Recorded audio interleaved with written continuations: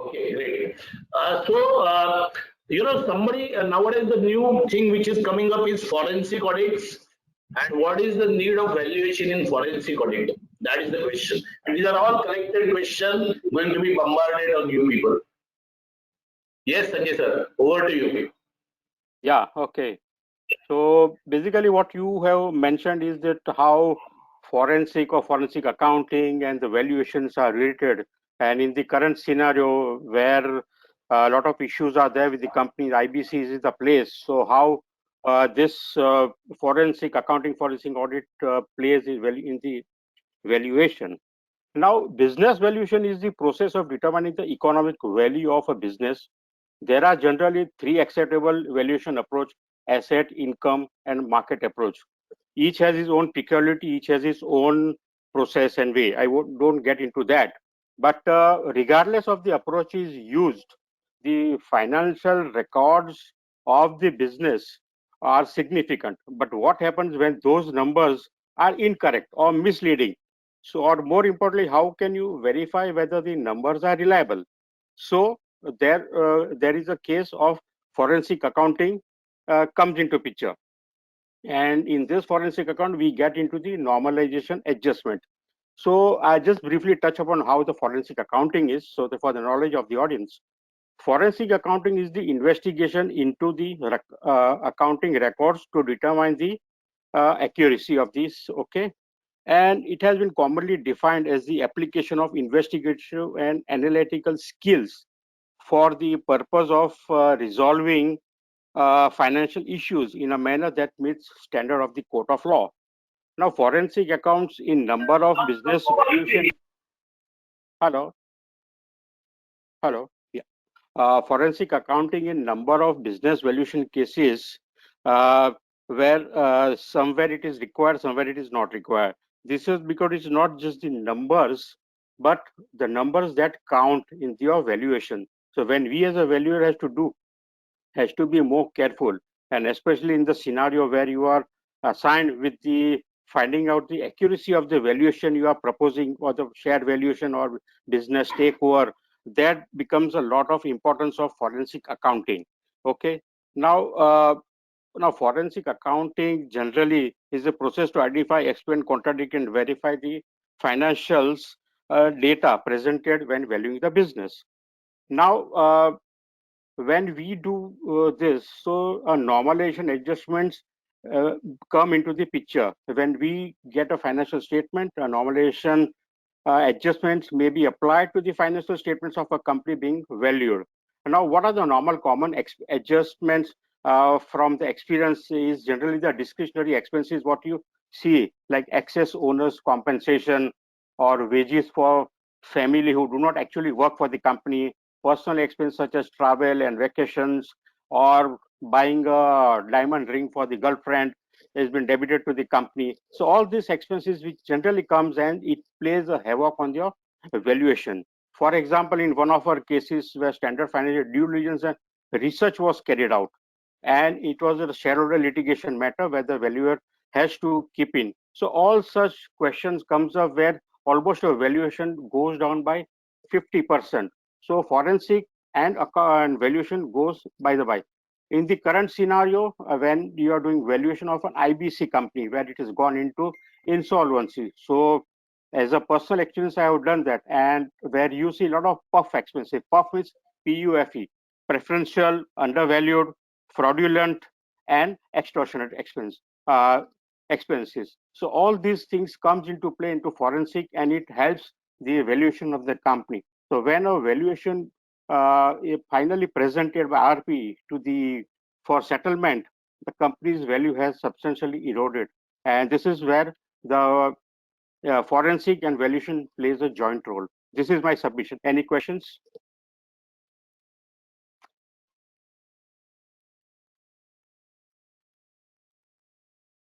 We can't hear you, Mr. Question Bhavin. on this. Just I'm Pankaj from this side. The forensic audit which you have mentioned, and that has to be mostly done with the historicals. Whereas valuation, when we do, that has to be more with, to do with the projections or Yeah. the business plan which Hmm. management is doing. So how both are connected, and secondly, how we are going to do, like if business is doing some projection and planning, then how the forensic audit will play a role in terms of uh, make.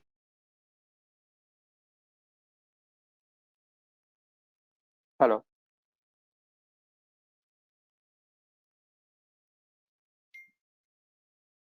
Hello.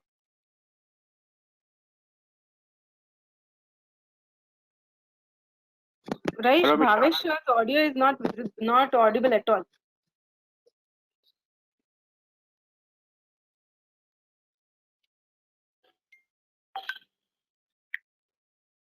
Hello.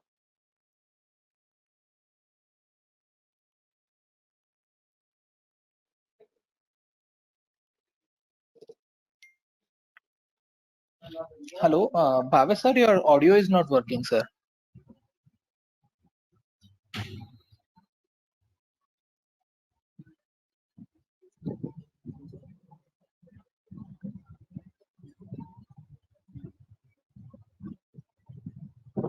Guys, can you continue with the questions?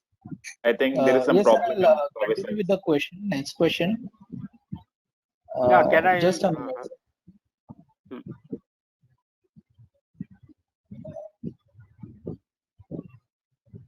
Sir, you are not audible.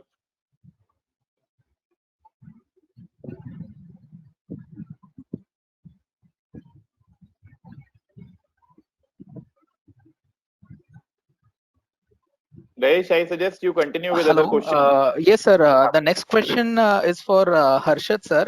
So there are ample of opportunities. Basically, this as of now, this you can take this limited examination, which is open to CMA and CS, and as well as the big opportunity lies with this the people who are graduates. So I have seen so many. In fact, Bhavesh sir, I have shared some of the stories wherein somebody who has just graduated with relevant experience or a postgraduate with relevant experience, he also can become the valuer.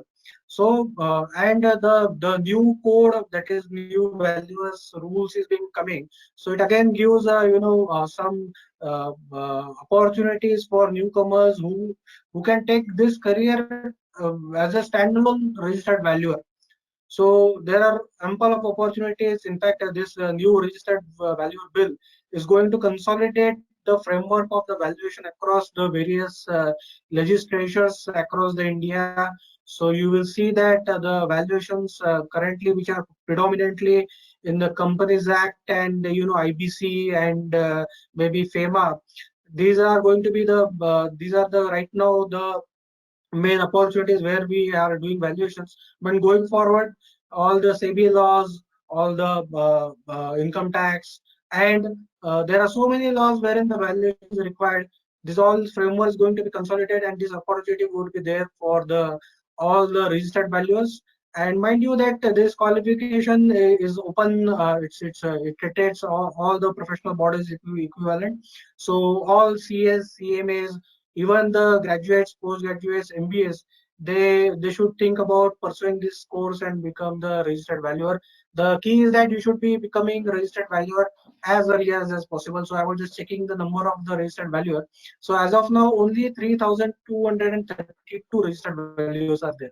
So you just look at the population of or the requirement of valuation in the India, and only there are 3,232 people who are there, who are taking this opportunity.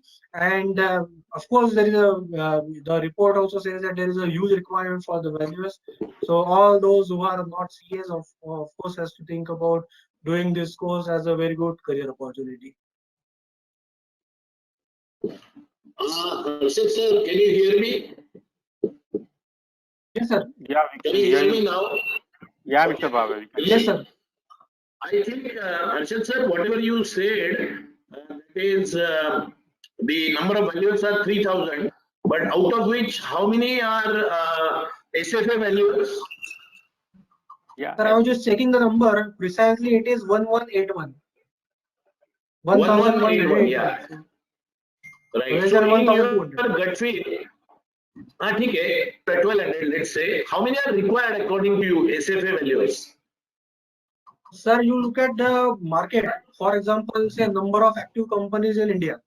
So there are around, I am told that there are around 11 lakh. So out of that 11 lakh company, let us discount for non-active companies. So if I say that, okay, there are around say 5 lakhs to 6 lakhs number of companies. So company will have, suppose 5 lakhs we take as a ballpark number for active companies.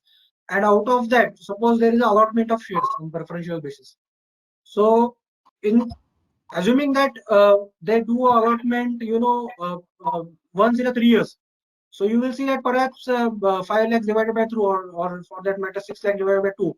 So you will see that maybe even conservatively you take 3 lakhs as a company. So you will see that perhaps 1 lakh amount of reports has to be generated, isn't it?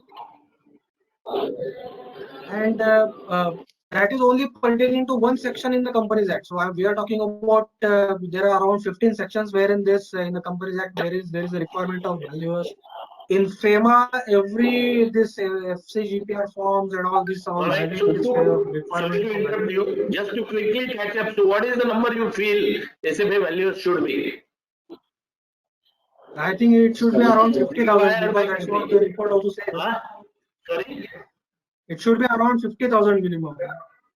50,000. Okay, Chandar, what do you say? Just give a figure. Sir, 5,000 to 10,000 maximum. We need 5 to 10,000. 5,000 looks All right. reasonable. 5,000 looks reasonable. I'm asking about required one. Nikki, what is your judgment? 50,000, 5,000, what do you say? Nikki, I think I go with Chandar. 5,000-7,000 तो होना चाहिए. they are enough. नहीं होना चाहिए नहीं चाहिए कितने minimum कितने चाहिए 5 तो दे दो पहले. Sanjay Yeah, Sanjay, figure yeah. With the current Figure scope figure. of work, with the current scope of work, Maybe 4 to figure. 5,000. Hello, 4,000 to 5,000. 5,000. Yeah. All right. And Anand? Yes, sir. I am Good. also of the same opinion. 5,000. And Yeah. GKR sir, your expert view, unmute yourself.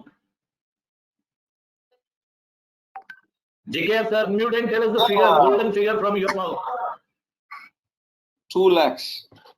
2 lakhs. Okay. So 4 panelists say we need 5,000 around. 1 panelist say 50,000. And GKR sir is saying 2 lakhs. Okay. This number, So I think SPH is owned by sir, I'll South make India. this point. Okay. I think all of us should shift to Chennai. Then only we'll get a That- judgment why 2 lakhs. But I'll come That later. shows- I'll come to later to that. That shows how subscribe to- diverse panelists is what you have selected. That shows the diversity of all the panelists. That And is one more true. point is But India is too large value means we all should shift to Chennai. That is very clear. GKR sir, I am buying a house in Chennai. Okay. Anyway, let's move to Chandar. Chandar, the next question No, is. I have a question. What I have a are the question key to issues? GKR, sir. Yeah. No, we'll come to that later. Because these figures can be debated lifelong here. We'll keep a separate session for that. So what are the key issues in market-based valuation? Chandar, it's yours. Yeah. What Sir, are key issues in market-based valuation? Yeah, sir, market-based valuation, which we also call as a relative valuation. In fact, it is very important that first, before doing valuation, we need to understand the purpose of valuation. And market-based valuation is when we compare a valuation of a company vis-a-vis the valuation of its comparable companies. Because I'm presuming that the company is an unlisted company which we have to value. So we are comparing it relatively to the other comparable listed companies. So the first question that comes to my mind is, what should be the comparable companies? Because I have seen that people accept the comparable companies by their convenience. Like for example, there is an IT company.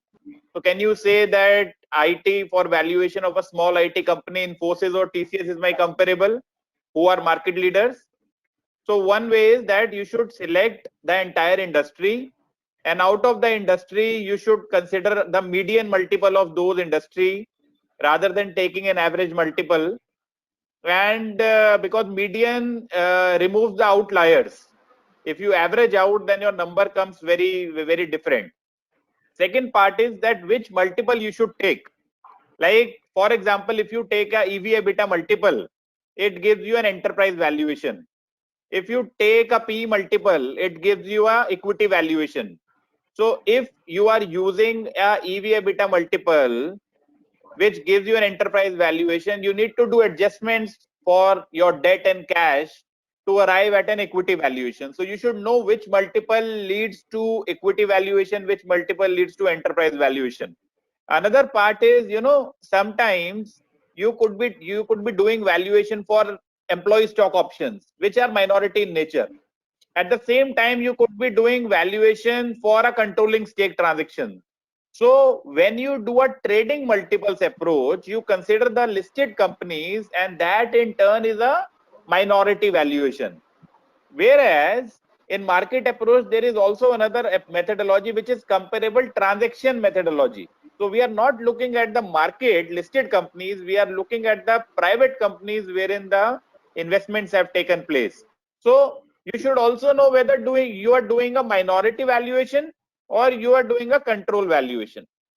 Then again, in a market approach, I mean, because the companies which are listed in public domain, they have adequate float and liquidity. But when you value your unlisted company, you need to apply some discount, which we call technically DLOM, discount for lack of marketability. So these are the issues, and specifically under COVID, like for financial reporting, if you look at the valuation date is 31st of March. So one debate which is going on these days is that when you are valuing on 31st of March, and if you take the market multiple of 31st of March, is it fair? Because you have to arrive at a fair valuation. And on 31st of March, market was highly volatile. In fact, the market fell by more than 40% within 20 days of March. So 31st of March to me is an outlier date. And if you have to value on 31st of March, rather than taking a valuation multiple of 31st of March, you should consider taking an average of say 2 months or 3 months period to normalize that. Like my fellow panelist, Mr. Shah, said that you have to normalize the financials, because if you have to now, you just answer that the multiple, the EBITDA which you are taking or the profit you are taking, can you say that is normalized in COVID time? It is a big debatable question. At the same time, the market price which you are taking and considering, it is not a fair price. So our objective of valuation is to derive a stable fair value. It is not a forced sale value. It is a value between a willing buyer and a willing seller. So we need to normalize not only the financials, but also the valuation multiples by considering past averages, and consider whether the valuation is for a minority stake transaction, controlling stake transaction, and then appropriate adjustments needs to be done.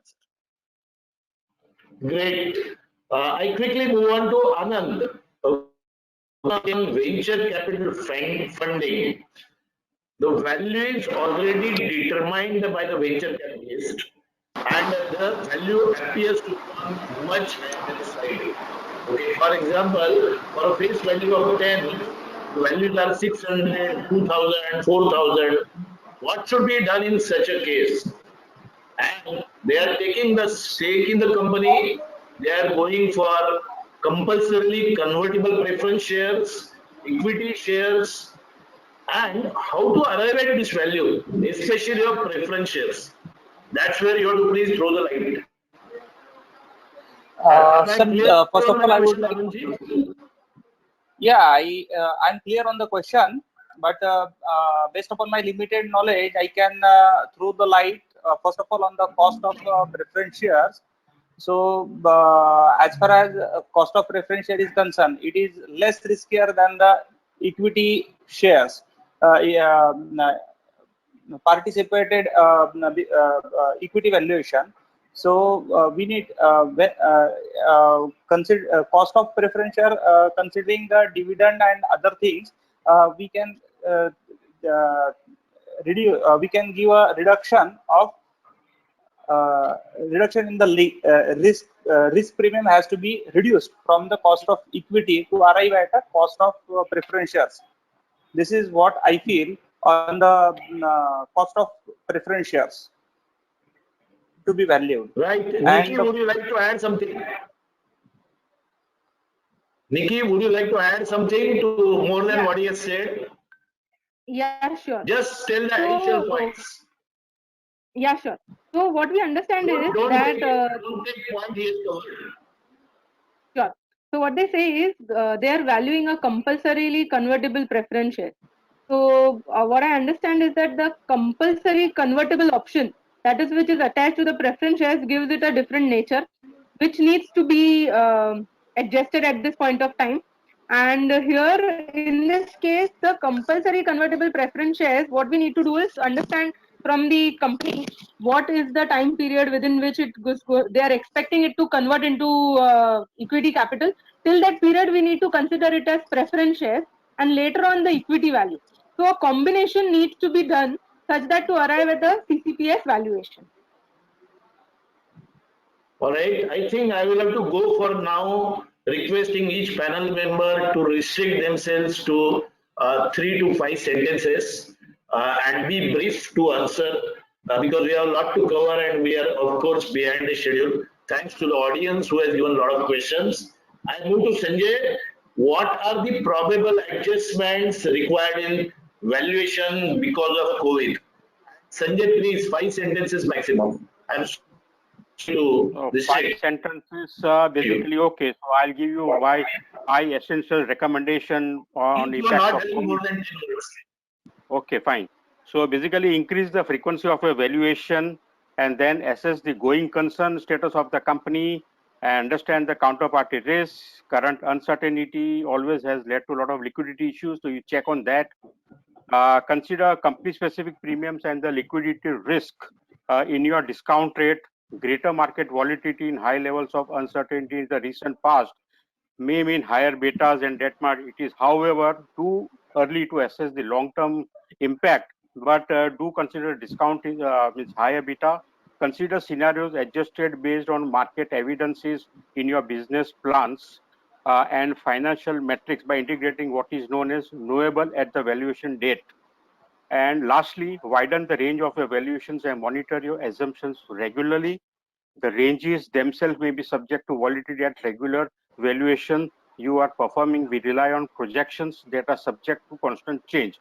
So robust documentation procedures will be required to mitigate this COVID impact for the valuation. And I suggest for all the fellow colleagues and for the valuation, it is important that your documentation should be strong and your assumptions should be based on the valuation what is impacted. Thank you. Great, Sanjay sir. Now we move on a very interesting topic of valuation of intangible assets. And we are with GKR sir. I suppose I can short form and say, yes, GKR sir, over to you. So thank you very much, and all my panelists, Sanjay, Harshad, Chandar, Nikki, Anand, and 139 participants across length and breadth of the country. I'll only make 3 points with respect to intangible assets. There is a research report, all of you can download and read it. That research report is called as GIFT. It is called Global Intangible Finance Report, which every year the institute publishes. The organization which publishes this report is Brand Finance, number 1. Number 2, as per this research report, the total enterprise value consists of 2/3 intangible assets and 1/3 is tangible assets. And out of this 2/3 intangible assets, 1/2, that is 1/3 of the total enterprise value is disclosed intangible assets, and another 1/3 of the total enterprise value is undisclosed intangible assets, and which is what is paid as the market premium to book value. So there is a huge scope which is available with respect to valuation of intangible assets. Number 1, 2. Today we have 3 asset class. Number 1, land and building. 2, plant and machinery, 3, securities or financial assets. The time is not far off where we'll have a 4th asset class called intangible assets. Over to the organizer, the Limca record holder, triplet CA Ram Mohan Bhave. I'm only a Limca bottle holder, Ji. Okay, I'm very happy to actually Limca record holder. Over to next question. I only want to ask one more repetition of the line which you are talking about GIFT, because the audience is asking some questions. Can you tell us the spelling or a little more? I can see here some link, brand finance. The Global Intangible Finance Tracker. Global Intangible Finance Tracker. Already Mr. K. Kaushik Raj has given the link in the chat. Okay. So those were participants, including me, who need to add knowledge. Better take a photo of that. In 2 different ways of handling funds infused in calculating pre-money valuation.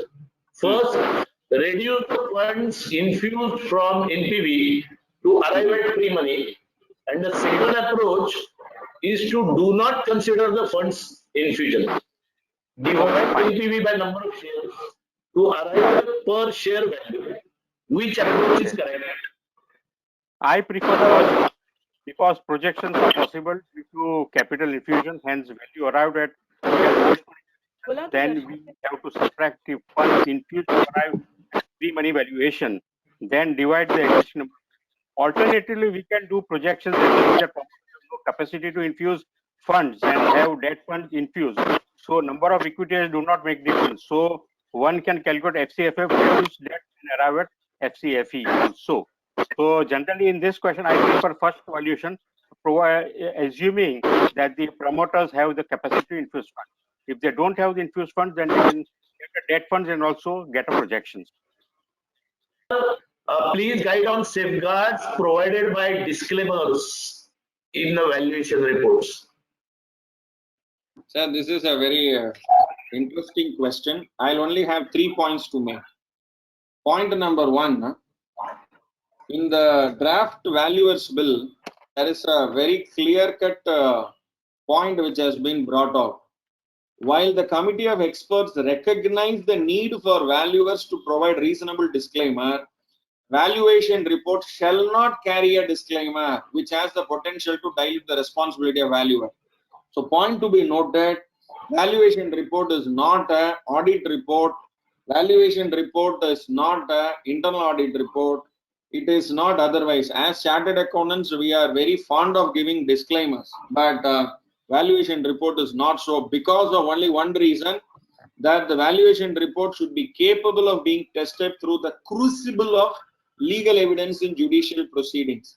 But there is one very interesting point also I want to mention, that one of the panelists in the one of the committee of experts, he has come out with a sample of disclaimers which is given in the annexure T of the draft valuers bill.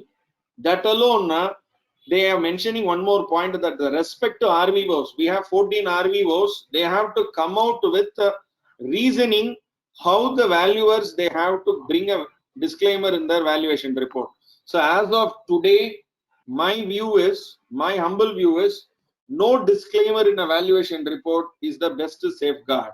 Number 1. Number 2. Number 3, even in the draft valuers bill, at the end, there is a peculiar section called section 53, where they have made it very clear that nowhere the valuer should be or given the mandate to give a disclaimer in their valuation report. Second, even the Institute of Chartered Accountants of India's ICA RVO valuation standard, which they have adopted, they have also given in their valuation standard very clearly that the disclaimer has to be avoided. But nevertheless, there is one small scope is there, which in International Valuation Standard 104, at the end, if you look at it, there is a scope for giving assumptions and special assumptions. So the circumstances may force us to actually take some assumptions and special assumptions. In that cover, we can actually bring that, but not as a disclaimer, but as a assumption and special assumption. So this is my humble view. Over to our Limca record holder. I think you can call me Mohan because this otherwise I will be drink Limca every day. All right. So I think a very interesting point, and this point alone can have long discussions, but I do not know. We will keep this point for discussion at the end if it are required. Because there are thousands of doubts on this. In fact, disclaimer itself requires one separate session, like illegal due diligence has been done or based on management reputation, all those things. What will happen to those when there is no disclaimers? And have the values have really started putting no disclaimers now is a question mark. Similarly, assumption and special assumption, are they the escape route to go for the disclaimers? I really don't know, but this question is done. I move to my friend Arshad now. How to value the assets which have niche market?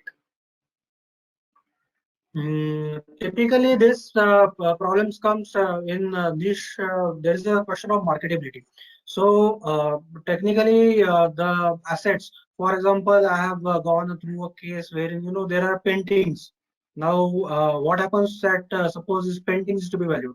So this kind of things, the main there is no market value. This market approach doesn't work. So the only way out is that you have to go by this income approach, or you have to project what could be the potential string of incomes that you can accumulate based on that assets. So that is the only approach, because the cost approach also doesn't work, because that cost may or may not, or the asset may not reflect the right value.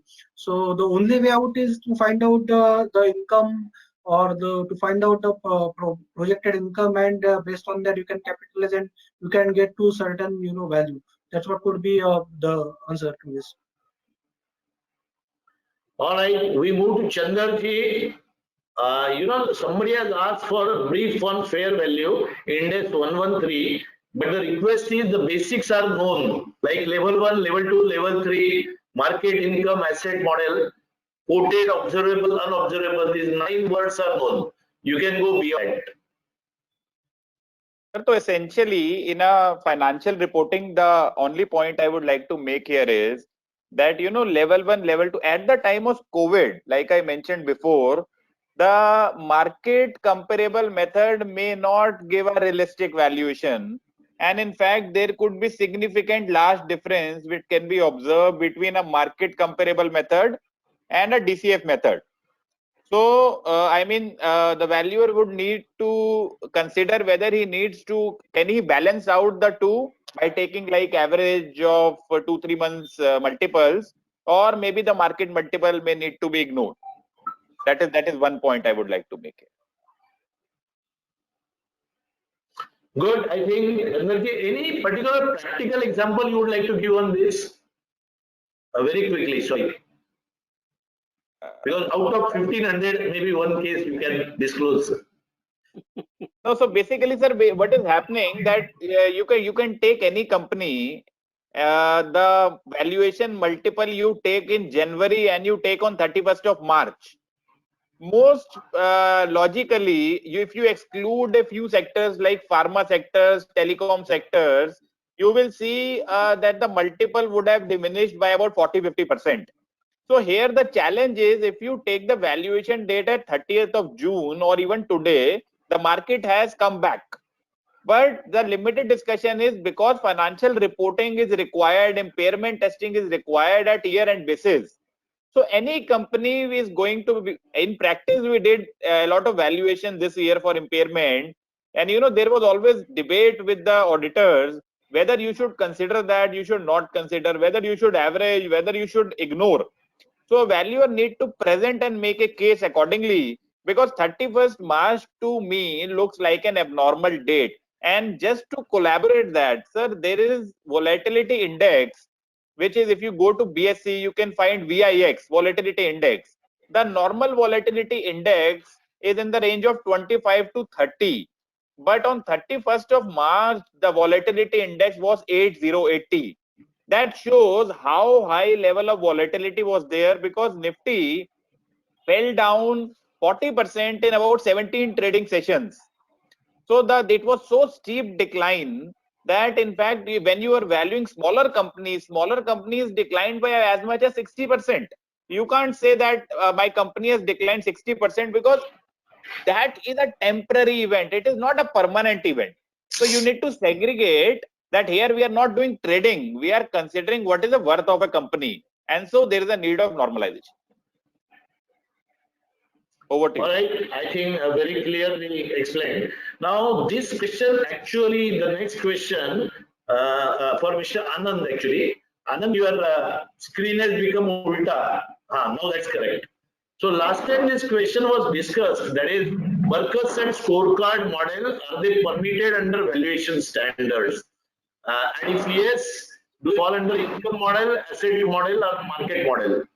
So you may like to quickly summarize. So I would like to throw some light on IVS 105 basis and methods, as well as IVS 102 on the implementation para 6, which speaks about the commentaries to the assets, wherein Berkes method and scorecard method are generally accepted methods, and accordingly we can confirm that these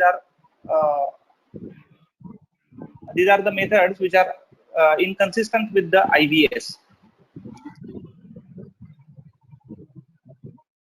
Okay, Can I just Sanjay, you would like to add? yeah, see, what I observe is this: as per ICAI valuation standard 102 para 52 suggests that use of method in combination with income approach, where the asset not get started generating income, or there is a significant uncertainty on the amount and timing of income, future cash flows, that is typically for the startup companies, or the client does not have an access to information relating to the asset being valued. Example, minority shareholders may not have access to projection budgets. So in that case, generally, one can use this Berkes method scorecard method, but it has to be in combination with any of the approaches, basically. And I personally use Berkes method as a supplementary method to generally validate the DCF method, giving reasonable reserve regarding startup valuation within 4-5 crore rupees, not major. Okay, one straight question somebody has asked in this: is Berkes word there in international valuation standard? The word directly is there or not? Sanjay? No, it is not. No, it is not. Not any valuation standard. It has not given anything. Okay. So that creates the air of doubt whether that is allowed or not. Yeah, Mr. Chandar can suggest something. Sir, valuation standards only give us the principles. Yeah. Valuation standards do not give us the methods, because there are only 3 approaches: income, asset, and market. And scorecard and Berkes method are an extension of the existing valuation. Like you value a company, you value a startup company through DCF method and arrive at 100 crore valuation. What scorecard method does is that it also looks into the qualitative factors, like what is the management quality, what is the traction size, what is the size of the opportunity, and then it combines the quantitative and qualitative factors. So basically it is one more level of rationing, because it's a startup scenario. You cannot, I mean, you value it under a success scenario, survival scenario, and failure scenario, and then average it out. So I think the question that whether it is permitted, valuation standards do not permit, or valuation standards give you principle, and any valuation method can be adopted. In practice, we apply it for startup case or where there is high level of uncertainty.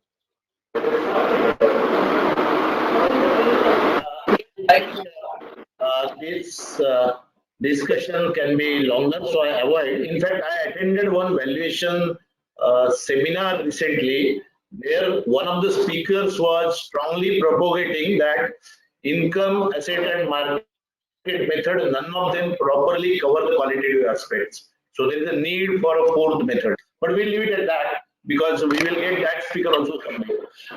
I now move to Nikki madam again, because if you come to Mumbai and when this question was asked, saying, I read the question, explain the nuances of startup valuation.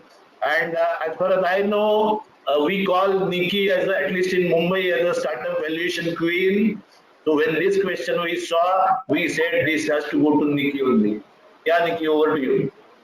As GK sir is saying, listening the words of Queen from Simca record is really a privilege. So thank you so much.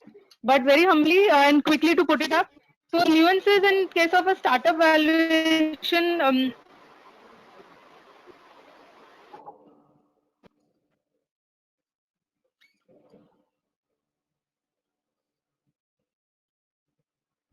Mic is a problem, Nikki. We can't hear you.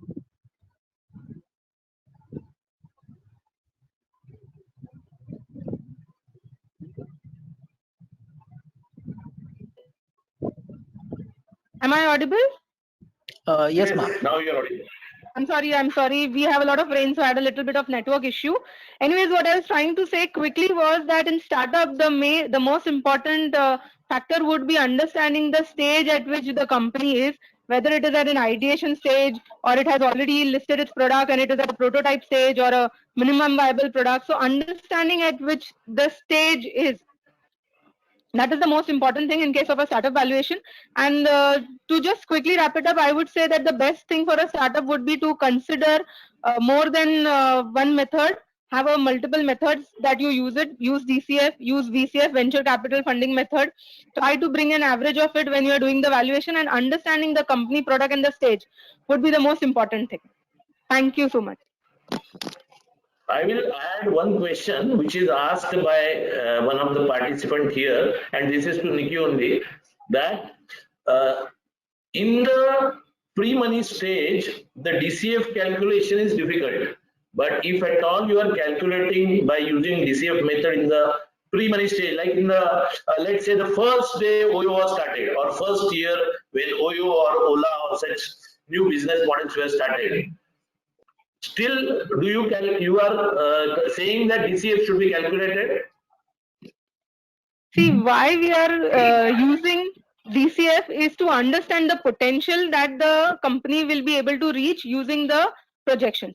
Obviously, using the money. Obviously, the level of importance that you would give to the DCF would be less, because whatever they are putting into numbers is still numbers. Because that as you were mentioning, and which I remember rightly, that Bhavesh sir had himself shared his experience of valuing OYO. No, I'm sorry, the car company, Ola, right, Ola, sir? Ola. Ola. So the stage at which maybe the company has not yet reached the market potential, not yet launched the product. So whatever the cash flow they are protecting, they are still just the numbers. And hence they cannot be given too much of importance. But yes, definitely knowing at what value they would be reaching, DCF should be considered. Okay. Now, beyond this, we want one very objective and a single figure answer from you, that in any startup valuation, since the value is to be calculated and that DCF can get emerged over far more number of years. It may not be 3 to 5 years. It can be 10 years, 20 years. So in your experience, for DCF calculation of a startup, what is the maximum number of years projection you have done? So what we have Just done tell is, us the figure.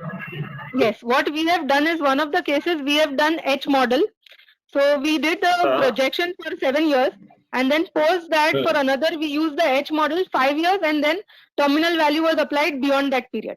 So that was considerably giving the startup a time period of around 10 to 13, 15 years to set up the market.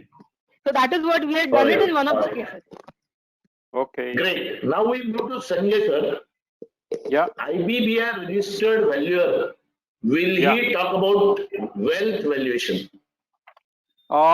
No. Wealth valuation is a separate chapter in the wealth tax, in the income tax rule 57. They said that wealth tax registered under section 34 AB of the Income Tax Act, and there is a separate rule as per wealth tax 1957. So there is a separate qualification, separate monitoring agency like Income Tax Commissioner keeps the record of the wealth tax register, means valuer, and for IBBI register, it's a separate IBBI keeps the record. So now is different than the registered valuer. Since income tax valuation is not in the purview, we can look at the valuers bring that.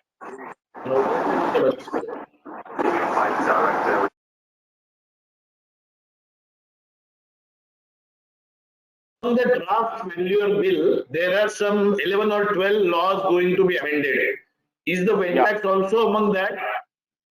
Wealth tax, it is forming part of the Income Tax Act only. So within that, I think the Wealth Tax Act also will come into along with that act to be part of the National Institute of Valuers draft bill. Okay. Now we move to Gopal Krishnan sir. GKR sir, your question asked is how to do e-commerce valuations. I mean, this is a big bogey. Very interesting.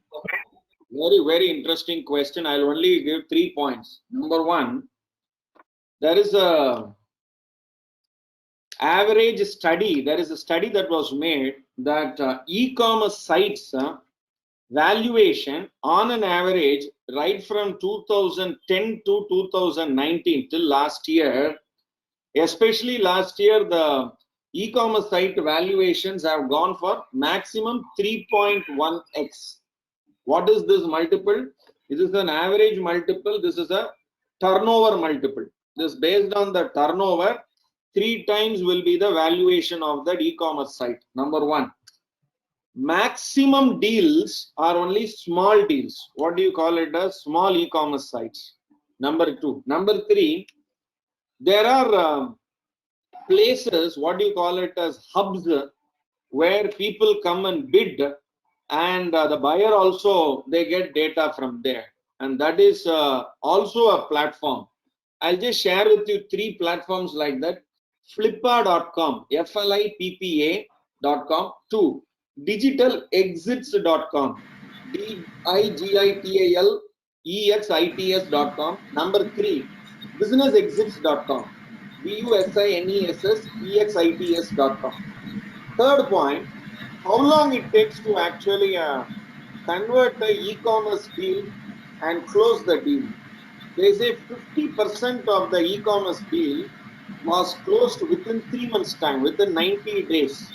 And maybe another 30% deal they were able to close on the 4th and 5th month. That is maximum by 120 days they were able to do it by 4 months time.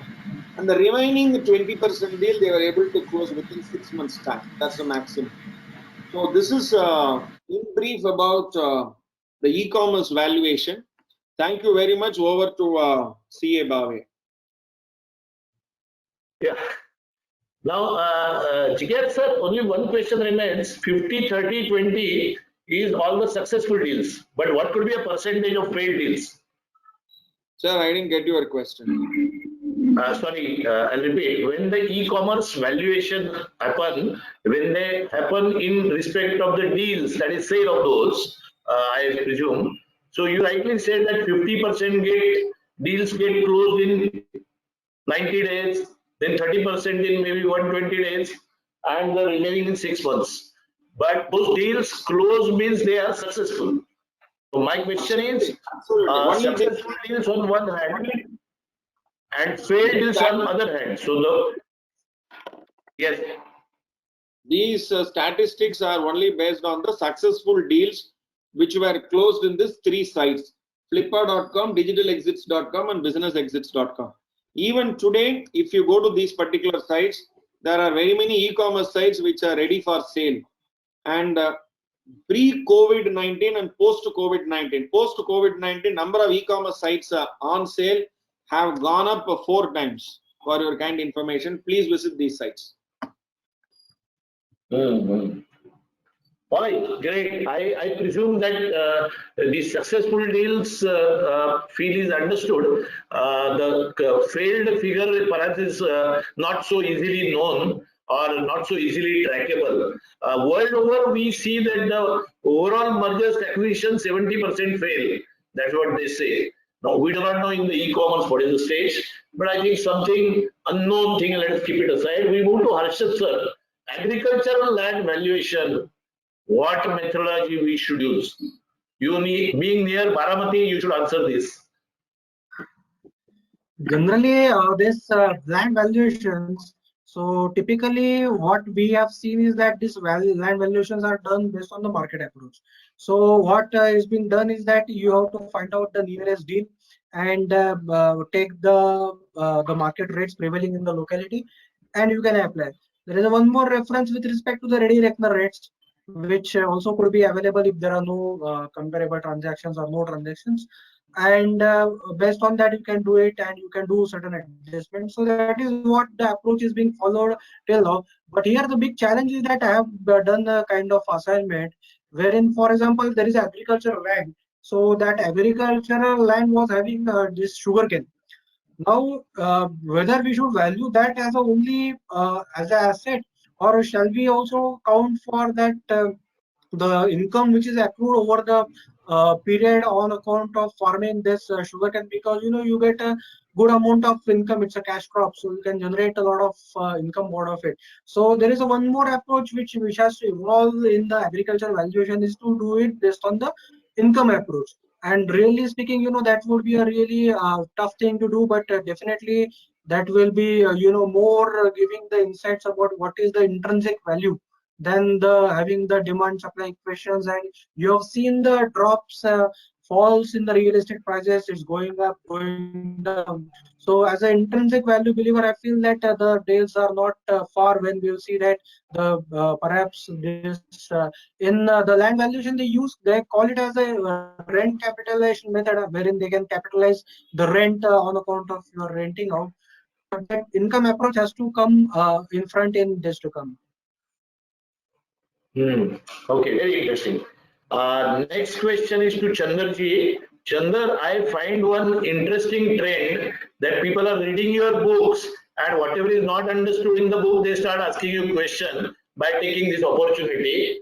So here is the question: what is the review of business model and prospective financial information into bracket cash flows? Over to you.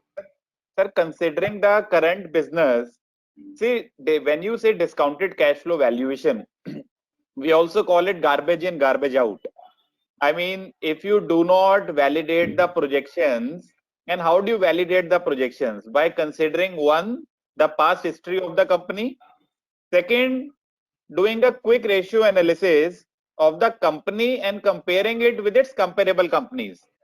I mean, an industry can be having a 15% operating profit, but if the subject company is showing 40% operating profit, then its valuation will go significantly higher.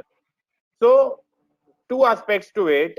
One, that considering the current scenario, I mean, any company which had done a valuation in February or maybe December 19 or January 20 would have shown certain numbers in 2021. And typically, every company shows about 15-20% growth every year. But most likely, the 2021 top line numbers will not get achieved, which were made prior to COVID. So there is a need to relook, because what has happened in COVID is that even if it is not a permanent event, it has deferred the projections of the company, the sustainability, the achievement of the projections of the company by about 8 months to 9 months. We are still in the middle of that COVID. We cannot be very sure of exact outcome, but yes, the projections must be reviewed, and basis doing a discounted cash flow, it is strongly recommended to also do a market multiple valuation and compare the market multiple valuation with a discounted cash flow valuation. Because when you compare a relative valuation with a DCF valuation, you come to know what is the sanity of the projections. That is very important, sir. Great, Chandar.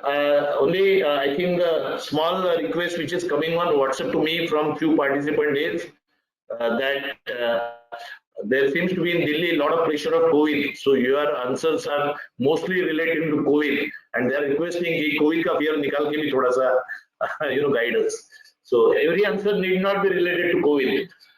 Coming to Sanjay sir, indemnification of liability by valuers in case of asset valued and account turns NPA. That's a Sanjay. I think your rich experience in industry should make you easy this question. Sanjay and I were together in Reliance. Yeah, this is my, of course, in Reliance experience, basically. Will help me how indemnification is to be signed. But I believe, strong belief that indemnification should not be more than the value of benefits what you have arrived by doing a valuation. There are companies who are talking of signing of unlimited valuation, signing of unlimited valuation, and then they will give a contract. But I believe the indemnification should be limited to the amount of value of fees, professional fees you charge to that extent. This is what my view. Okay, I will only add, I mean, one of the recent case or two recent cases which I have read, I don't vouch for them, that one breach had fallen and one of the land and building valuer was put to a severe, I think, questions or whatever, I mean, maybe a huge liability. And then there is another case also happened recently of a famous valuer. So in that case, the liabilities can be humongous. So can you reply your, I mean, can you give your answer with reference to such kind of cases? Sanjay? Actually, you need to repeat. Actually, you had break the audio in between. Yeah, you have the audio was break in between. Can you repeat the question? I will repeat. I'll repeat. In between, in Mumbai itself, there were one or two cases where in one case the breach had fallen, and in another case also there was a land building valuation which was highly questioned. So therefore, the liabilities which arose in case of the valuers were pretty high. So while it's easy, I mean, one can say that the liability is only to the extent of benefit, means the valuation fees. But in these cases, the valuation liability has gone quite up. So from that angle, this question is being asked. Okay, so that is in case of land and building, and is basically a professional fees of the architect or something separately. Because the valuer will not be affected by the quality of the building, but so what I have observed in the case of building, especially there is an all contractors risk where all such insurance are taken and the indemnification is also taken. Professional indemnity is the call of the day for even for the valuers today, and I suggest that we should strongly take the professional indemnity to survive in this market where everything, if it is questioned, then you will have a lot of issues and it will not be restricted to the fees. So in my view, the indemnity in your case, what you mentioned, should be restricted only to some extent, or it should be defined previously in your contract. All right, very clear. Now, whenever such questions are being discussed, some feedback comes from audience on my WhatsApp. So wherever the feedback is interesting, I feel like asking one question to all of you turn by turn, only to be given as a figure. If a SFA valuer is earning around 30 to 40 lakhs per annum as a valuation fee, how much, I mean, can you advise him how much should be the liability insurance he should take in value? Sanjay, you first tell the figure and others be ready with your figures. Sanjay, have you heard me? It should be restricted to the fees only. That's why I'm very firm on that. So 30-40 lakhs. Okay. Anand? Anand, would you like to answer? Anand is on mute. Okay, let me move to Harshad. Harshad, unmute and say. Sir, your audio I could not hear. So can you just repeat in short? I say that if a particular valuer is earning 30 to 40 lakhs on the valuation assignment business per annum, how much professional liability insurance? Generally, insurance, everybody says that one has to have at least 10 years of cover. So you have to have 10 years of, your earnings that you can capitalize, do NPV, and you can do your own valuation. Oh, so around 3 crores you are saying in this case, if I take a 10% interest rate. Mota moti. Okay, okay. So 30 lakhs and 3 crores. Let's come to Chandar. Chandar, figure please. Sir, first of all, your agreement should take care of all these aspects so that issue should not arise. I mean, because it will be difficult to quantify the number. It could be 1 lakh, it could be 100 crores also, sir. Indemnity is a very big aspect. So I think it should be a clear no, that no indemnity should be given. A valuer is responsible, valuer is doing under certain assumptions. Management should compensate for that. He should not go into that part. नहीं, क्या होता है चंदन, you are one of the big fours in valuation. So let's not go by your case where clients come to you. Here the mid-size valuers were there on behind clients. So let us be practical. I am talking about a poor valuer earning 30-40 lakhs, not like you. So he has to also earn his bread better. So please talk in the lines of common man than a big four of valuer. Yes, Chandar. Yeah, see, everyone should have a 1 crore indemnity. That is all I can say. But I can't, I'm not sure whether it will fall enough or not. Okay, okay. But broadly, you are saying 1 crore would be okay. 1 All crore right. should be. Who is left? Nikki, what do you say? Sir, I would say कितना भी indemnity ले लो, कितना भी professional insurance ले लो, कुछ ज्यादा help नहीं होगा. उससे अच्छा let's be more selective in taking up the assignment, and that should be your better cover than taking up the professional liability cover. And we'll come to Anand. You want to say something? Yes, sir. I would like to Anand? add something. Yeah. I would like to Yes, add yes. something, sir.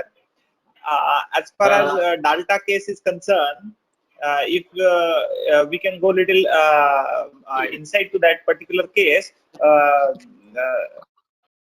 valuer was very clear that why he has not selected DCF. He has given the reasoning for all the things.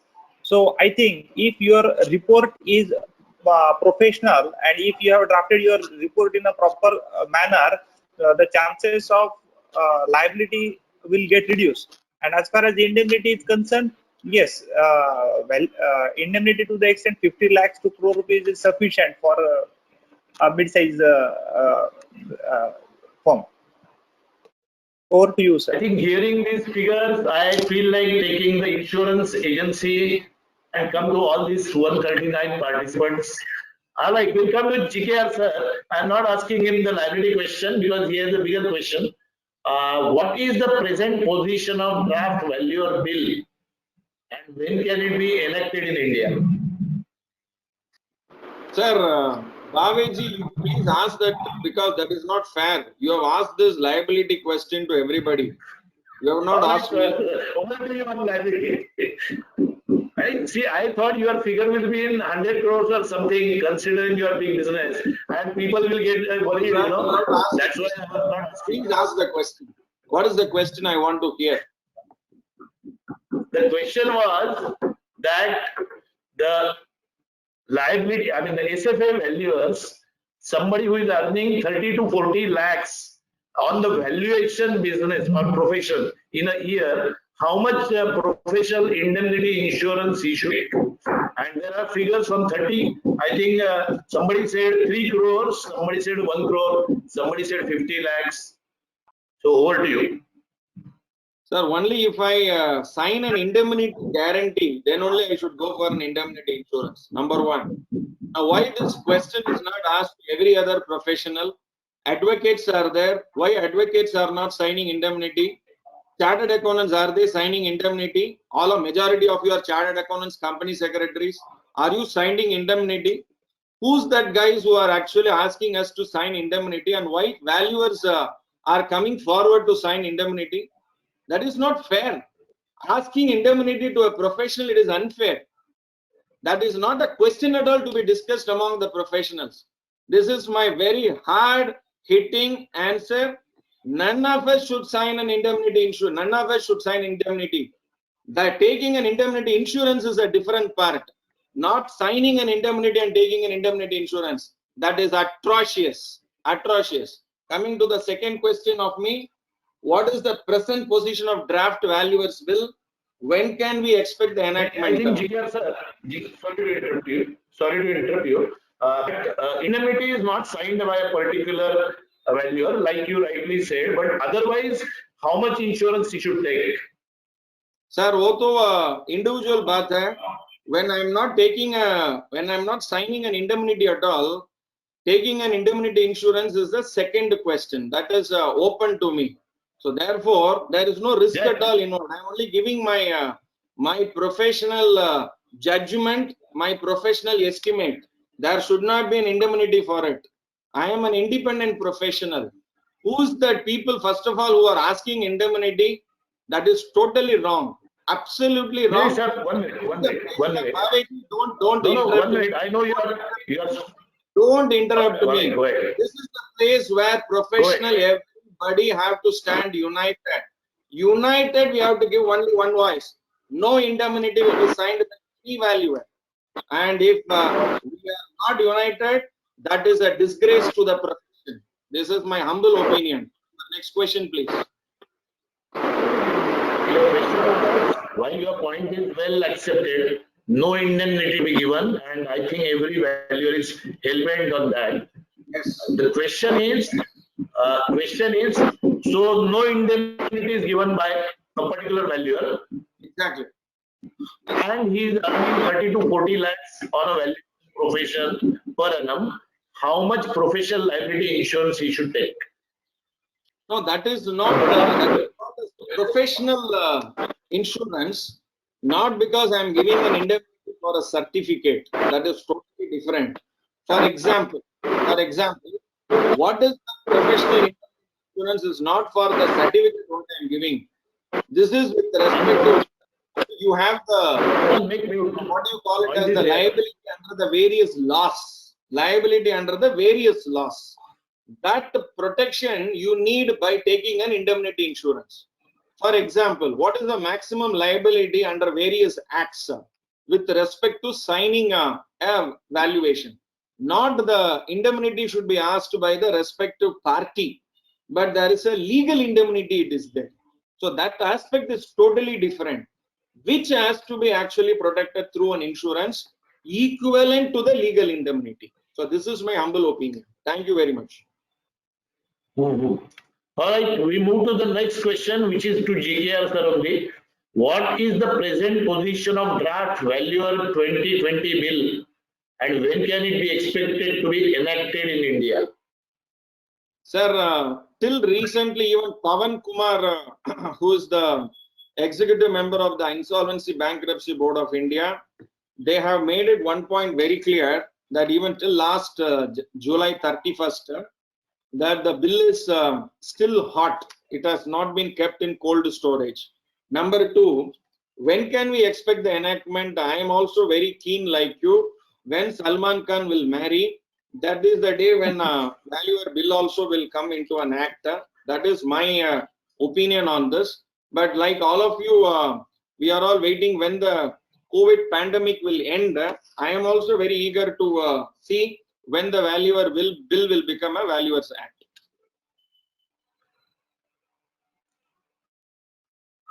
If your answer is over, I think you should also go into politics. A very, very diplomatic answer. Let's move to Harshad sir. What to do with those who submit manipulations in the bank in the place of valuation at a peanut price? So this question is already being answered. Those who are handling this IBC matters, for example, I am also insolvency professional. So the question comes when this account turns into MP and you are going for a valuation. And interestingly, if that same set of valuers approach you for the valuation, the next question is being asked by the bankers is that if the same thing was valued maybe 10x, how this is valued now 0.10 of x, the same set of valuers. And as you rightly said, Bhavesh, I could recollect that there are so many cases wherein the valuers are being questioned, and with this new framework, which also it's giving us, there are a lot of penalties and there are financial implications if your valuation reports can go wrong.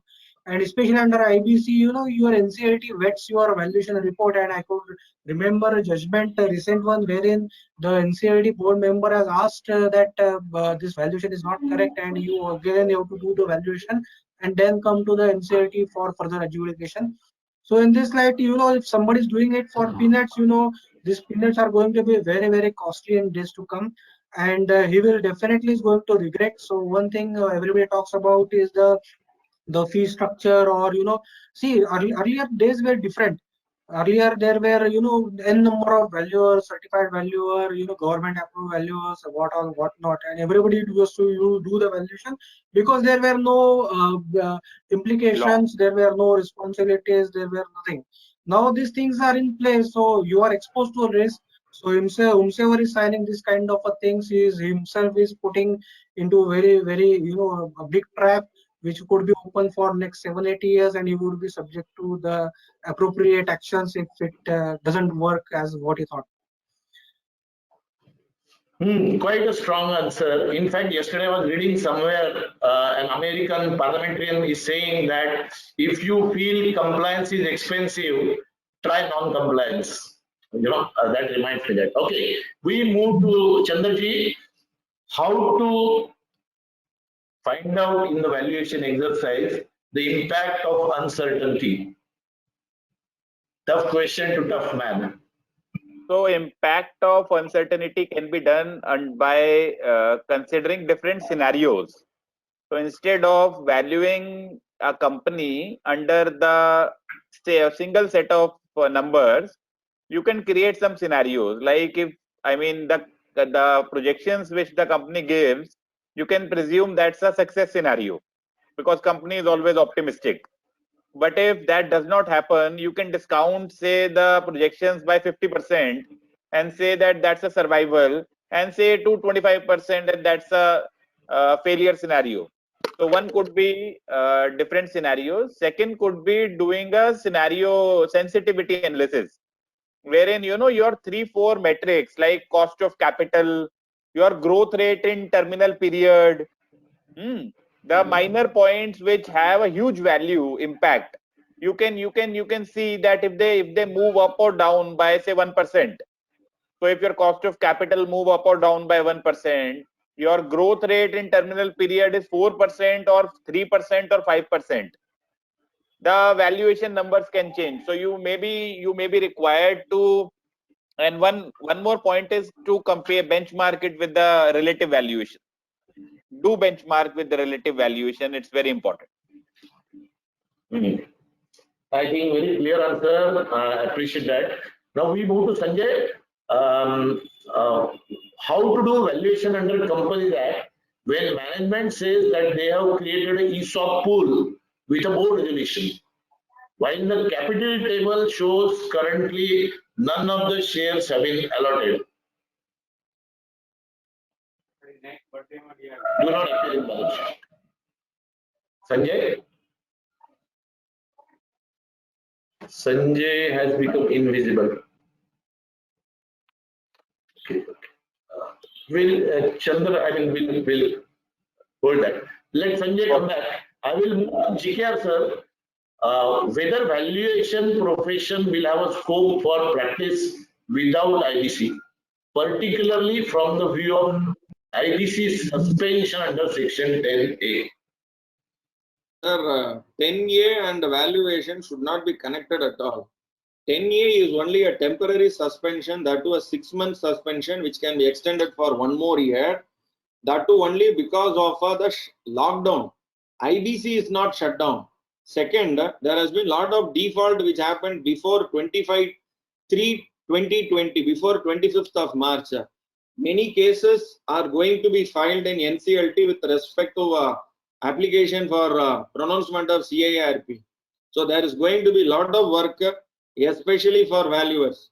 Second, there is one particular chapter, time is ticking, tick, tick, tick, tick, with respect to individuals and partnership firms. And already all the individuals partnership firms who have borrowed across length and breadth of the country, the numbers are more than 40 lakh borrowers, more than 40 lakh borrowers, individuals and partnership firms. Day by day, their what do you call it as, they have taken the 6-month moratorium, whether post 6 month they will either pay their liability or they will default. This will decide whether the chapter 3 of IBC will be ticked.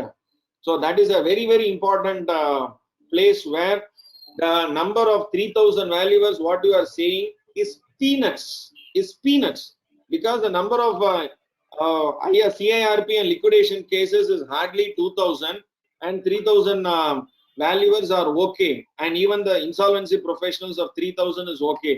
But when that number ticks, the number of valuers, many people have to come inside valuation profession. So therefore 10A is nothing. It is the question itself should not be connected at all. My view is that there is no such impediment because of 10A. Thank you very much. Welcome, sir. Next questions to Harshad.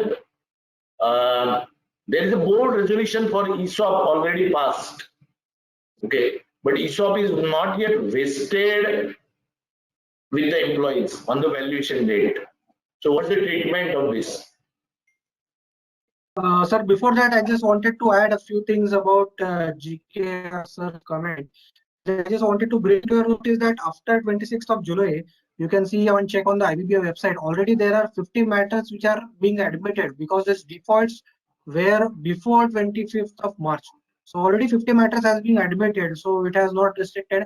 Moreover, there are around what I understand is that there are since I'm from Mumbai, so there are 2,500 NCLT applications which are being pending, which are being filed pre-COVID. So these are applications will be heard and this would be adjudicated, and this 6 months this is just to that will allow the adjudicating authority to clear the backlog. So I don't think so there will be any impact, as GKR sir said that there will, I don't think so it will have anything to say about that. So this is what I just wanted to add to the GKR sir's comment. About this ESOP, naturally this ESOP, what I understand from the question is that this ESOPs have been, there is a resolution, but these are not being vested. So generally these ESOPs are to be valued on from the date of vesting. So because that is the date wherein there is an option which is given to the employee to exercise. So if that is not being vested right now, there will not be no financial implications. The implication will start post this vesting. Would you say grant date or vesting date? So there is only board resolution. These ESOPs are not yet vested. Maybe 1 minute. After board resolution, they will be granted to individual employee, and after they complete the lock-in period, they get vested. So you are saying it should be on the grant date. Okay, right. So we move to now Chandra sir. I mean, it's very difficult for me to call you Sir Chandra because you are my son. So what are the key issues in income-based valuation? Sir, income-based valuation, one is we covered upon the validation of the business plan, because essentially income-based valuation is a discounted cash flow valuation. So that validation should be done. And while validation, the company's past track record needs to be reviewed, and the comparable companies also needs to be reviewed. One important aspect is, which geography the company is operating. Because a company could be doing all the business in India, another company could be doing a business in Europe, and a third company can be doing in US. So the geographical impact are very important from a cash flow perspective. And on the other hand, the cost of capital also needs serious review, because the aggressive the cash flows, the aggressive should be the cost of capital. And as a valuer, we have with us the company specific risk premium, which can be adjusted considering the aggressiveness of the cash flows. So these are the broader aspects, but essentially, sir, it is your revenue which you need to review, your cost, your working capital, and your leverage, your debt. So these 4 aspects with ratio analysis, if you do, I think you would be able to understand whether the projections are realistic or not. And then based on that, you will consider an appropriate discounting rate and do valuation. Great. Thanks a lot. Very clear answer. Now I go to GKR sir, and before I tell him the questions, GKR sir, you had praised me for Limca record, and recently we got Asia Pacific record for the biggest webinar, where the participants were from 170 countries, 170 cities, and 15 countries. So you had been a big encouraging person for that. So we had gone. Limca was 2011. And now 2020 is Asia Pacific record. I am hoping with all your support, we'll go for Guinness also. All right. Sir, So, Guinness record. question to you. Guinness record. Next is Guinness record. Guinness now. 7 November, we are aiming at Guinness. And with your support and everything, I'm sure we will achieve it. So, GKR sir, the next question to you: how to value a SIG company? Oh wow, wonderful question. SIG company only from a balance sheet, we see that it is a SIG company because I am making a loss and I have an accumulated losses in my balance sheet. Second, if there is a potential for me in future, definitely I cannot project from the negative number, I cannot project it. So what I will do, I'll turn back and I will normalize the earnings, especially by looking at one business cycle. Otherwise, I will take the average. What do you call it as the normal circumstances? Normal circumstances. Generally, only in the normal circumstances, from there only you will actually take off the plane. What happened yesterday in Calicut almost by 7:30 today, it was an abnormal scenario. So if it is a normal scenario, the plane would not have skid off. So if it is a normal scenario, automatically it will that at the experience of that particular pilot, plane cannot actually skid. So we have to actually do the valuation based on the normal circumstances, whereby I will actually eliminate those abnormal scenarios, bring the scenario to an average profit circumstances, and from there I will take off for my future income potential. So that is the one way of valuing a SIG company, provided the SIG company is surviving only because of future prospects. For example, post marriage people, all of us, we are all married people. Even though there is a difficulty, we don't see present day. We say next day, tomorrow, next year.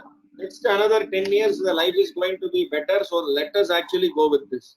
So same is the case with SIG company also. So thank you very much, Bhavik. Right. I think Arshad, there is a little repetition on the question, so I'm avoiding it. Question 29 is something similar. So I'm moving to directly question 30, and which is again coming to GKR sir.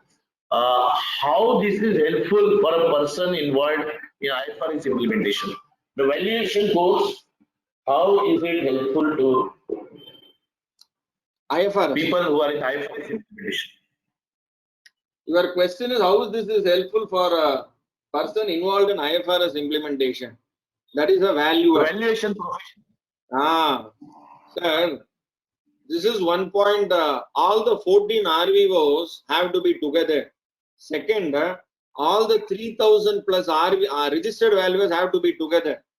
When the draft valuer bill came, there were 14 acts that was mentioned. One act was not mentioned. That was Goods and Service Tax Act. But the Goods and Service Tax was mentioned in the respective committee. The committee will be chaired by one representative from CBIC. Number 2. Number 3.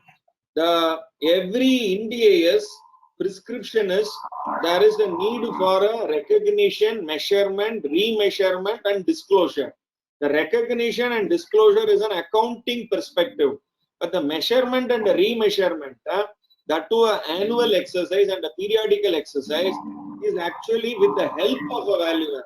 Everywhere in Ind-AS as well as in IFRS, the word that is prescribed is called the management's best estimate, because the accounting information is presented to the auditor only by the management.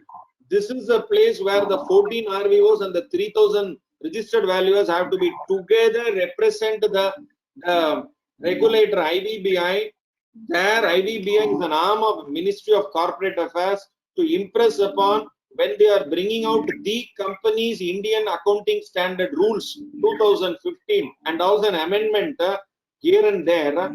They should also come out with a very, very clear-cut direction and notification that registered valuers should also be considered, first of all, as a point by the notification by MCA. Then there is a link between the corporates and the registered valuers. Till that time, registered valuers will be out of IFRS implementation and IND-AS. Thank you very much. Great, sir. Next question is to Harshad sir again. In case of a negative net worth losses for last 3 years, how to determine swap ratio for mergers?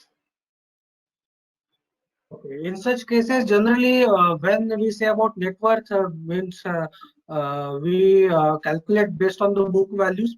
So here I would like to bring to your notice that everybody has to first of all do the valuation again. So this the book balances may not reflect the reality. So first of all, we have to revisit the valuation of the assets if if we are following the asset-based approach. Still the company is not having any thing, so there could be a possibilities of synergy. There could be a very much possibilities of exploring some accumulated losses which can get tax incentives going forward. There could be a cases of there are some hidden treasures. What happens is that balance sheet may not reflect the whole story. So as a valuer, one has to really look into the aspects why this deal or merger or acquisition is happening and what could be the possible reasons, so that can give you the hints about what could be hidden inside. So I've come across one of the valuation wherein we find out that this particular company was actually having nothing, but what it was being bidded for was that they were having a registration with a defense one defense authority, and which was issuing a tender. So naturally, if that registration or that vendor code, in that cases it can have the value. So we have to find out, and if there is nothing, then obviously if there is nothing or you cannot find anything which to which you can allocate the value, you can obviously take it at zero. All right, I think we have time there, so I'll request Nikki to show her PowerPoint. I was not sure whether we'll get the time or not, but Nikki, over to you to show the PPT and explain the question. I have one question to Mr. Harshad. Can I ask? Yeah, sure. I think, Nikki, let's give 1 minute to Sanjay.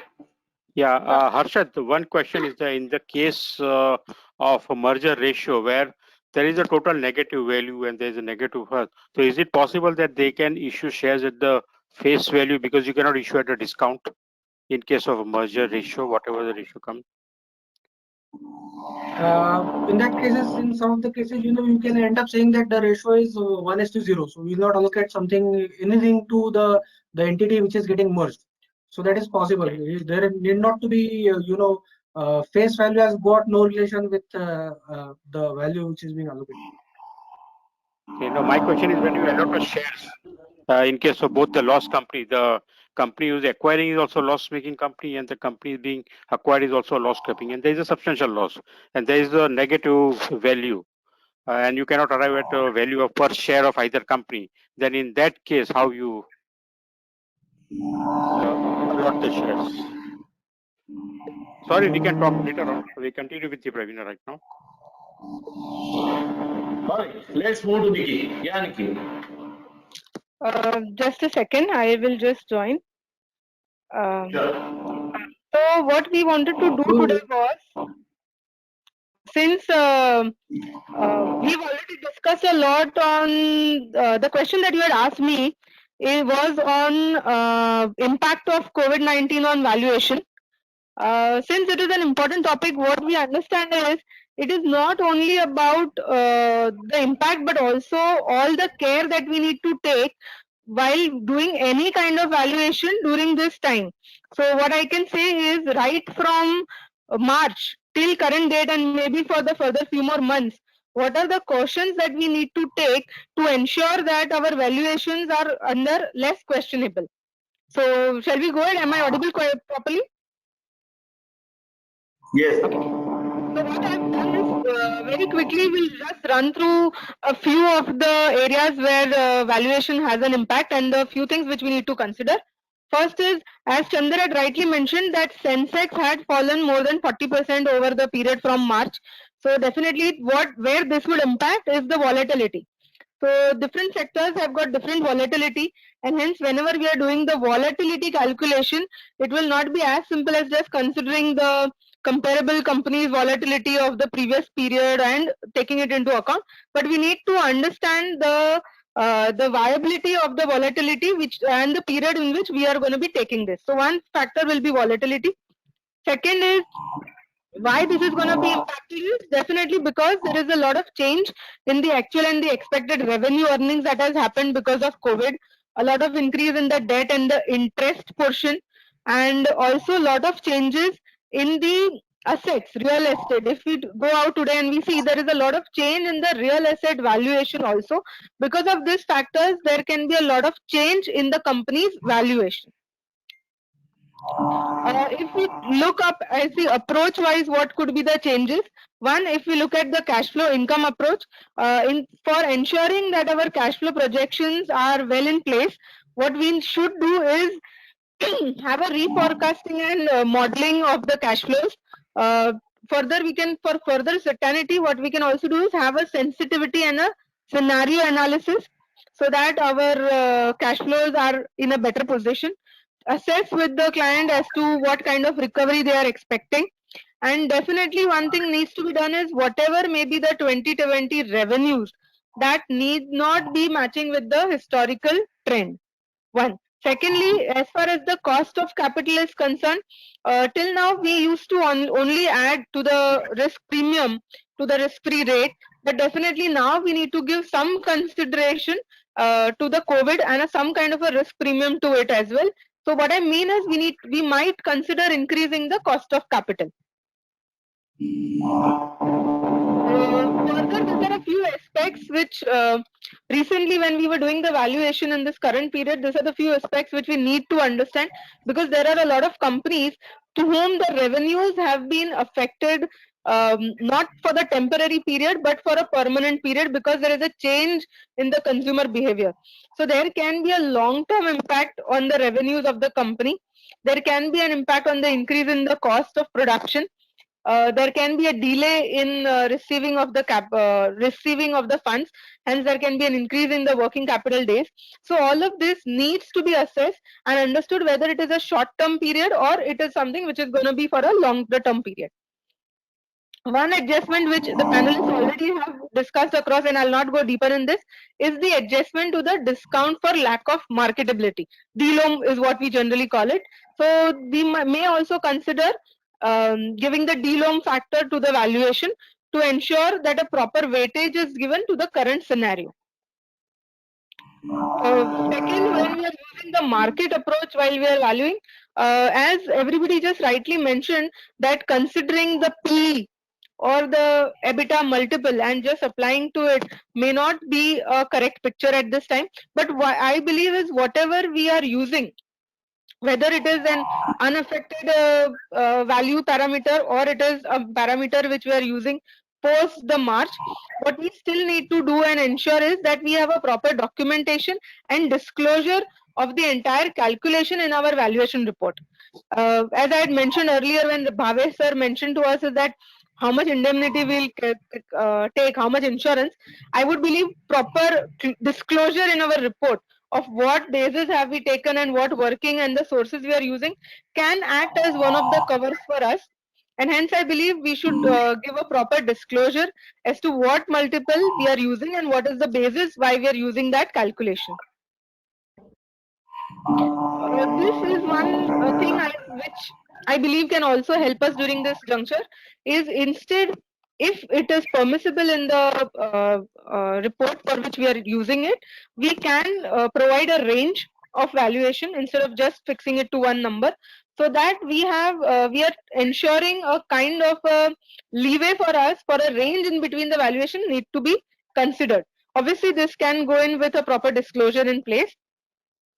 This was a small disclosure note which we have started putting it across in our valuation reports to ensure safety and security while we are doing our valuations, just to make it a point that what has been considered and what are the areas which have not been considered.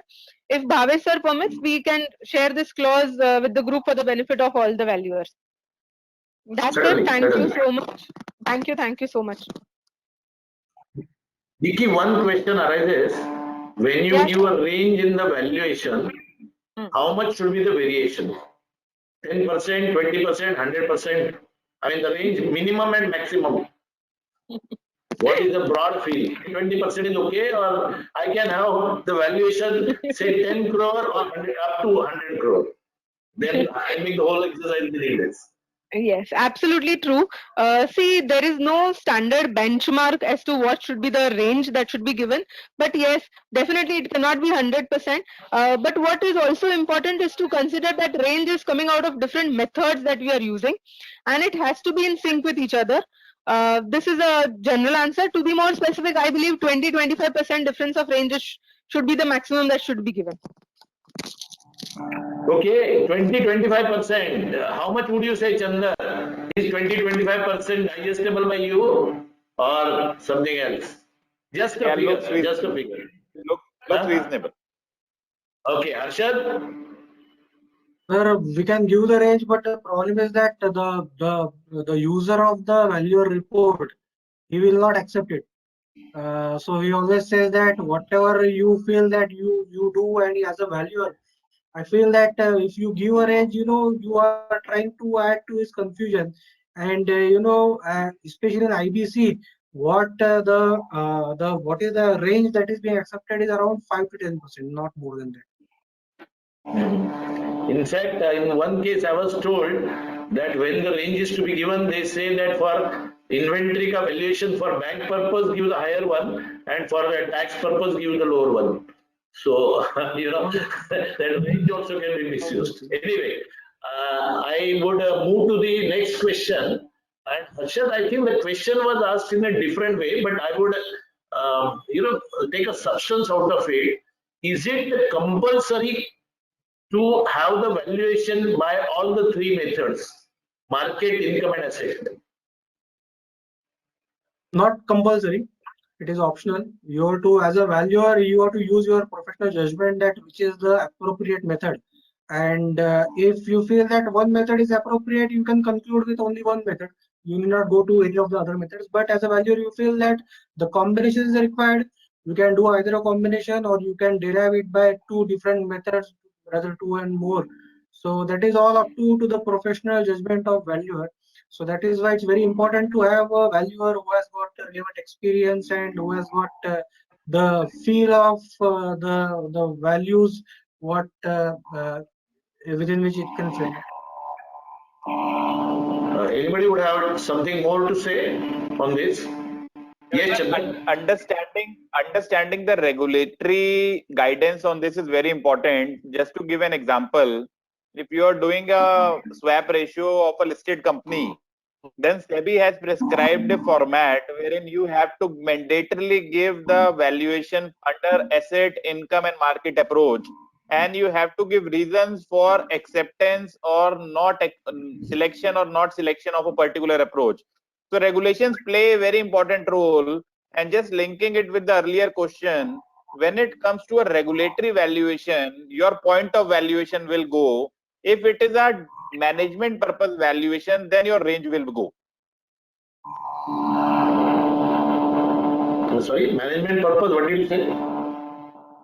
So if management wants to understand what is business is worth, it is not for any particular regulation, then you can give a range. If there is an M&A valuation, there is a, there could be different probabilities attached. But when it comes to regulation, like Companies Act asks you a minimum price. Income tax asks you a minimum and maximum price. So you can't give a range in a minimum or maximum price. You need to give a particular dot price. That is understood. But you are also saying that using all three methods is not compulsory, unless required by some regulation. Is that right, Chandra? Sir, the value. My voice. Yeah. So you need to look into the. Yeah. So it is not mandatory, but you need to look at specific regulations. Like when it comes to specific SEBI regulations, it is mandatory. Any other regulation where it is mandatory? All methods. No, sir. I'm not coming. All methods are not mandatory in any other regulations. Okay. In fact, anybody, Nikki or Sanjay or Anand, you want to add something? Yeah, I just wanted to say one thing, that usually what happens is that whenever it is a statutory valuation, you will require one value. But whenever it is a commercial value, when people want to buy or sell their company, that is where they want a range. That is where they want to know as to what is the range within which I can go ahead and do the negotiation.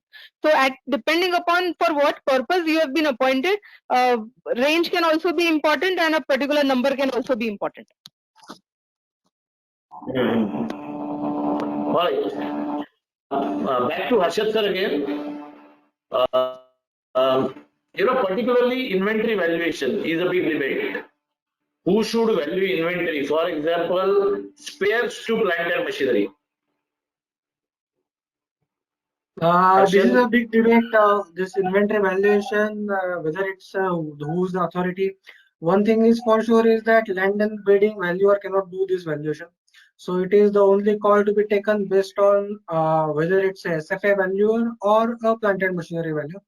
One school of thought says that this inventory consists of the physical things. So naturally, as a physical or tangible assets, the plant and machinery guy should have a preference. The other school of thought says that it's a current asset, so naturally SFA are the person who are the right to do the valuation.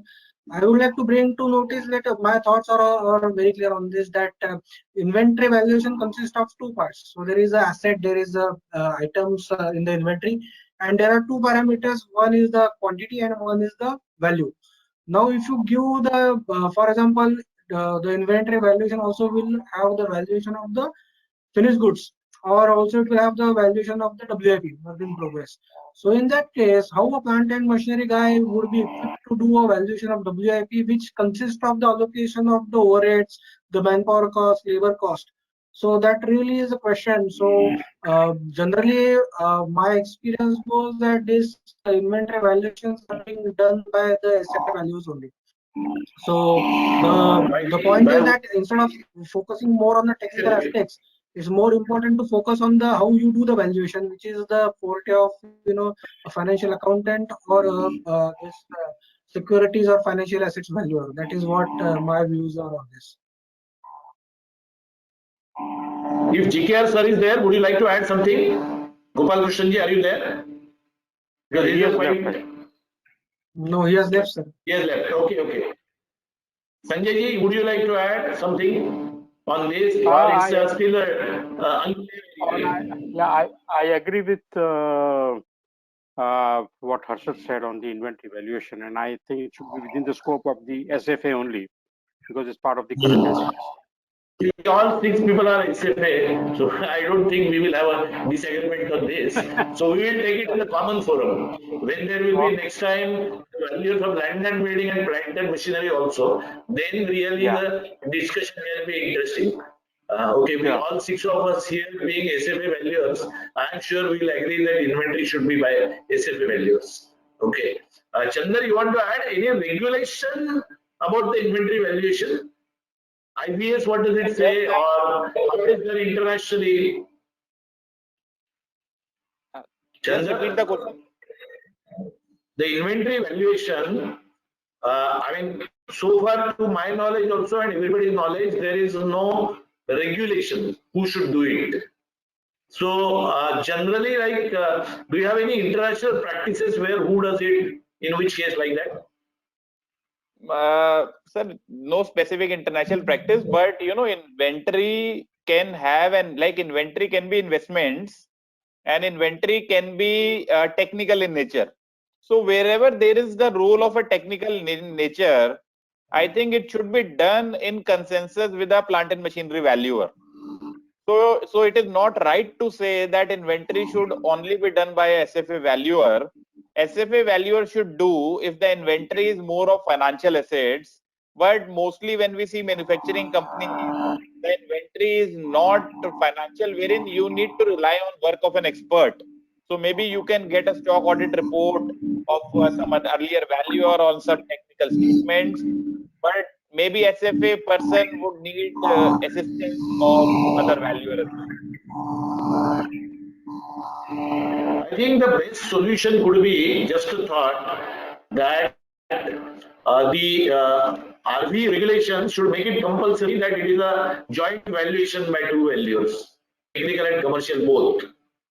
Then I think all will agree and IBBI will have this thing. Sir, this I just wanted to add to this that it is not limited to inventory. There are certain set of assets. Till date, it's not clear that who should value it. For example, software. Suppose there is a software like CATIA.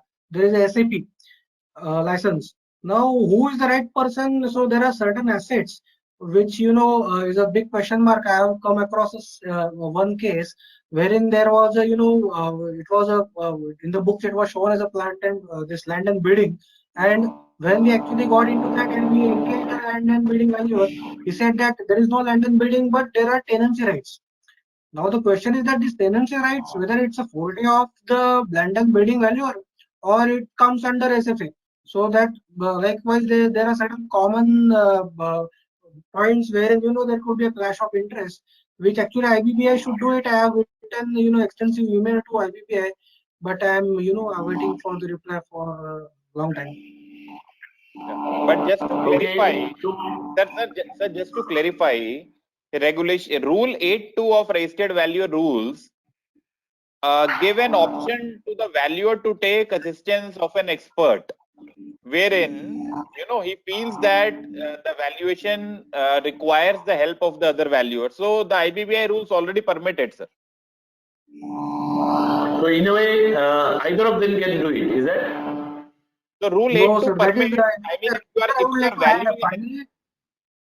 Harshad, my point is that if a valuer is doing some valuation and he thinks that he needs assistance of another valuer or for an expert, rule 8.2 of RV rules permit that. I understand. But what we are discussing, ultimately, who should be the signing authority? So the point which you are saying, in which let us say SFA does it with the expert help of engineer, or a plant and machinery does it with the help of a chartered or cost accountant.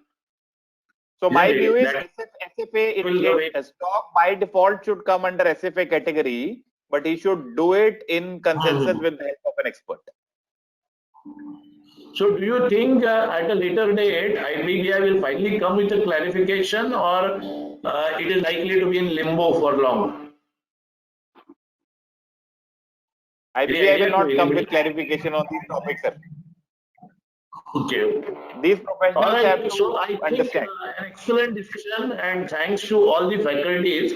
In fact, I would like to tell all the faculty that some of the issues discussed today, I am in the process of writing some, you can say, not exactly a book, but maybe you can call it a book also. So, and this is going to be joined the book by few people, few valuers. So all 6 of you and even any of the audience, they are welcome to join to the contribution of the book as a co-author. So obviously it is going to be a co-authorship, and you are welcome to have Harshad, Chandar, Nikki, Sanjay, Anand, and of course GK also I will convey it separately. And any of the people I can see here, Geeta also. And thank you for all of you joining. And I am happy to see that our number had crossed 139. And amazing response. Thanks to all the panel for sparing the valuable time. And in case of valuers, it is a really valuable time because the assignments make a lot of inputs, and it's a hot case. So thank you to everybody. And the next webinar is on 15th August again on another discussion with another flurry of questions already left. Some of those going to be covered are cross-border transactions, international valuation scope by Indian people, and are again heavyweights coming in. So I have the privilege of being with heavyweights. Thank you, Harshad. Thank you, Chandar. Thank you, Nikki. Thank you, Sanjay. Thank you, Anand. And Sir, I thank would you, like to and thank you. thank you for organizing. Thank you. Anything, honestly you. speaking. And beyond all, thank you to audience, because believe me, Vakta Dasha Sahasreshu Prota Tatra Durdava. So if the audience is not there, all our knowledge and all great oratory has no value. So thank you to audience especially for giving a big registration and very strong attendance. I think this is a